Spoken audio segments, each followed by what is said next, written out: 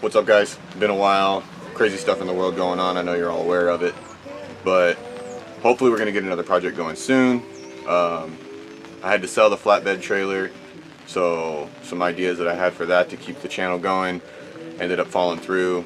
But today we're gonna do something a little different. My wife has a 2014 Wrangler, and she decided that she wanted to go into the off-road park with it, go through a pretty deep mud hole. No big deal, it's a Wrangler, right?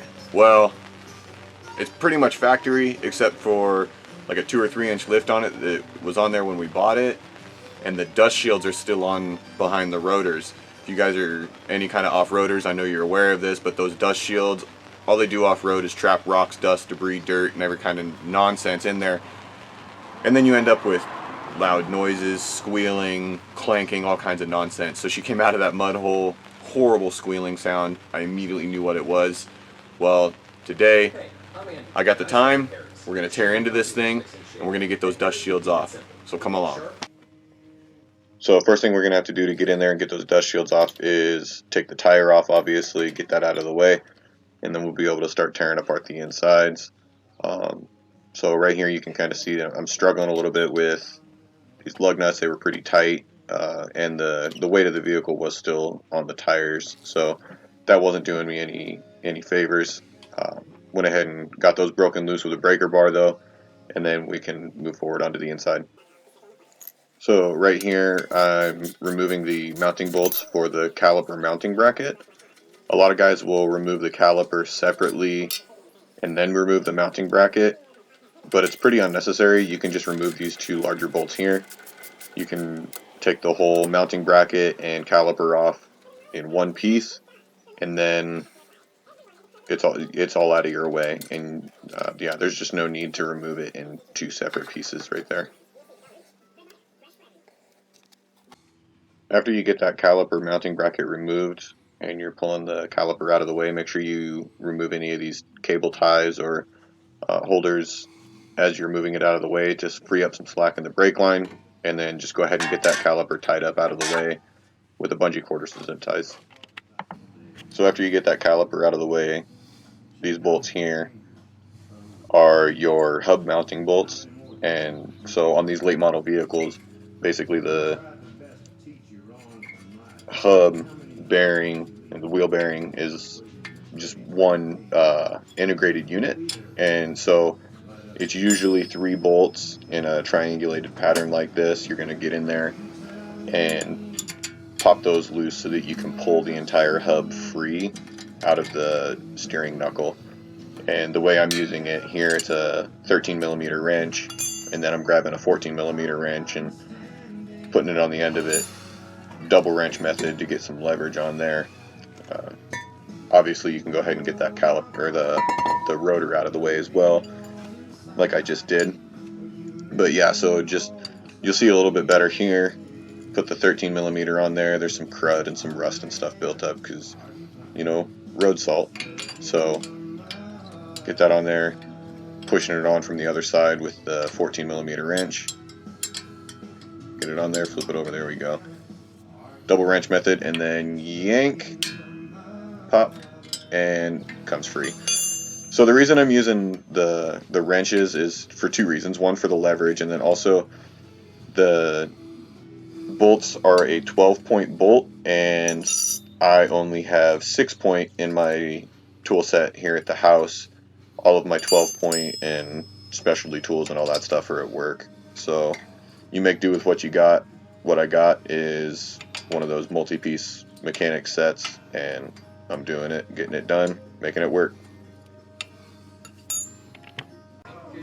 Right here you can see the 3rd hub mounting bolt on that back side. Turn the wheel and put the camera on the other side so you can kind of get an idea of where it's at. But basically it's a triangle pattern. There's 1 at the top, 2 at the bottom. I haven't personally worked on a vehicle that has 4 hub mounting bolts, but a buddy of mine said that some of them have it. I couldn't tell you which ones, but essentially it's all going to be the same thing. You get back there, you take out all the bolts that are holding the hub in place, and then you can go around to the front, and as long as you have everything else unhooked, you can go ahead and yank that hub right out of there. And right here you can see I'm taking out the Allen head. It's a 5mm Allen that holds the wheel speed sensor into the top side of the hub. My personal opinion is that this is why most manufacturers went to the integrated wheel bearing, so that they could put the wheel speed sensor in there for ABS, but that's just a hypothesis. Never looked into it. So if any of you have, drop a comment. Let me know.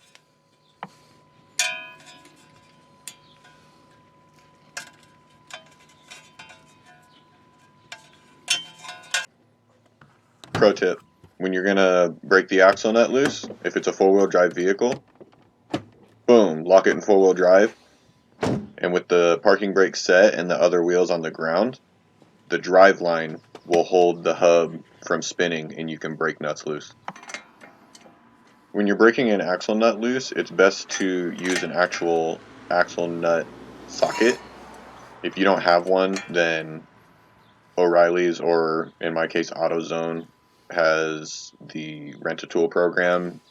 AutoZone, as long as you bring the tool back and you haven't broken it or mutilated it in some obscene way, you get all your money back. So it's definitely the way to go. But the axle sockets are a specific depth and they're impact rated if you want to use an impact gun on it. And it's just better because they're actually designed for the job. It's always easier and better to use a tool that's designed for the job.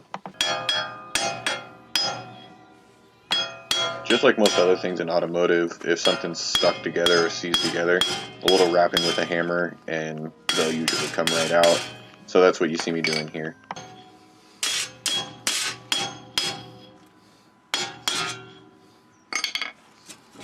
There you go, and just like that, the hub comes out as one single piece.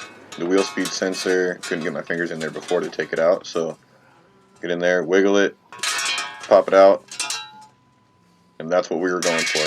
We wanted that dust shield off of there. That's what makes all that noise when you're off-road.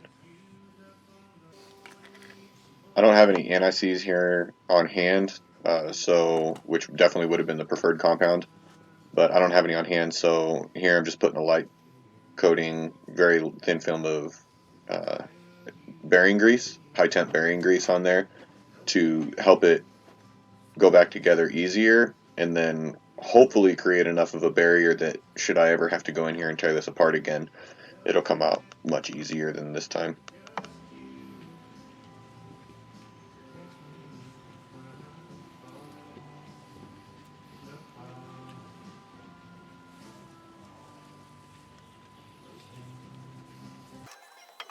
And then everything's going to go back together, reverse order of how it came apart, obviously. So slide the hub back in, and then I'm going to put the bolts in through the back of the knuckle, help it pull that hub and assembly back in all the way, snug it down, put the axle nut on, snug it down, and after that put the rotor on, caliper mounting bracket, don't forget the wheel speed sensor, obviously, make sure you put that back into the hub, and put the tire back on and lay it down. So basically, I mean, it's a pretty straightforward job, and it seems like it might be a lot of work just for something really simple, but when you're off-road and something gets caught between that dust shield, it's very obvious, and you're definitely going to want to do the same job.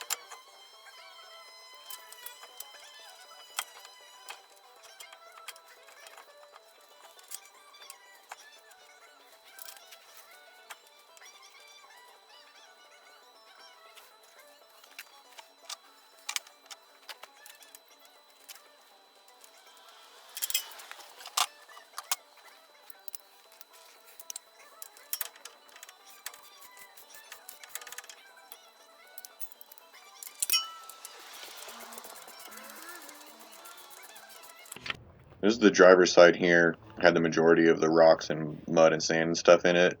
You can really see it well. It was the whole point of this entire project, really.